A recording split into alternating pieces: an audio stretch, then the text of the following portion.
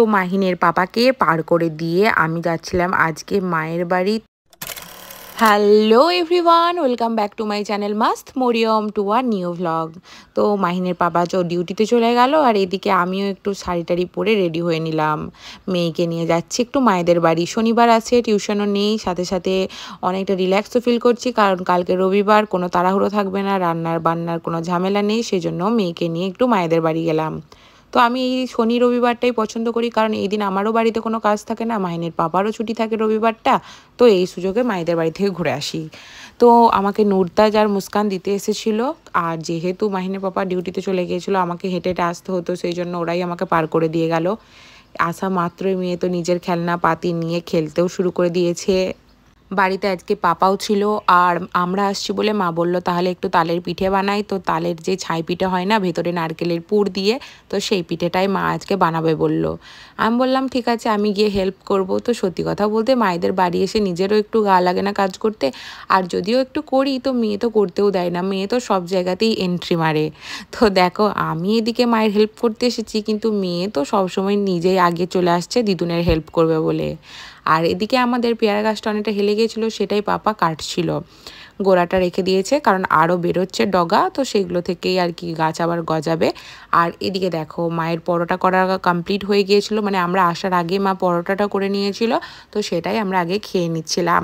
তারপরে বললাম ঠিক আছে, ছাই পিঠেগুলো রেডি হয়ে গেছে যখন আমাকে দিন, আমি একটা একটা করে ভেজে দিচ্ছি, কারণ মেয়ে এসেছিলো মায়ের পিছু পিছু। আর এখানে তো তোমরা জানোই, মায়ের বাড়ি এলে এখানে মাহিন ও দিদুনের পিছু ছাড়তেই চায় না, সেই জন্য ও চলে এসেছিলো ভাজতে।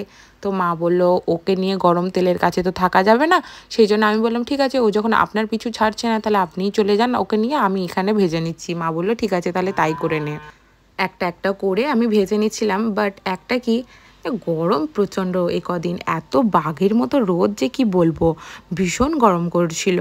কিন্তু গরম বললে কি হবে, পেট তো আর মানবে না, পেটের তো ইচ্ছা করবে একটু খাওয়া দাওয়া কমপ্লিট করি, তাই গরমকে একটু পাশে রেখে একটু ভাজাভুজিটা সেরেই নিলাম। তো দেখো ফাইনাল লুকটা তোমাদেরকে দেখায়।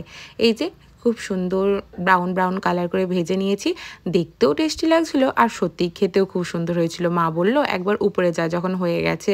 তো বললাম কেন, বলছে উপরে যা, একটা পেঁপে মনে হচ্ছে পেকে গেছে। তো সেই পেঁপেটা পাড়তে গিয়েছিলাম। চলো, এই দেখো এটা হচ্ছে আমাদের পেঁপে গাছটা।